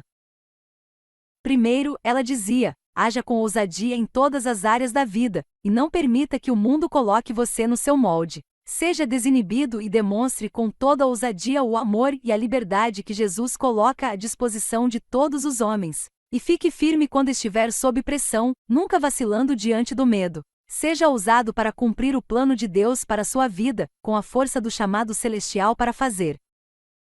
Segundo, seja apaixonado com relação aos dons do Espírito Santo, mas sem exageros. Não intimide as pessoas pelo fato de você ter poder. Aimee sempre usava a potência do motor do carro para apresentar esse conceito. Ela dizia que embora um carro possa chegar facilmente a 140 km por hora, uma pessoa tem de ser muito tola para trafegar a essa velocidade no meio de uma multidão. Ela explicava que o poder do Espírito Santo estava sempre presente, mas que era para ser usado ao longo dos anos na ministração às pessoas.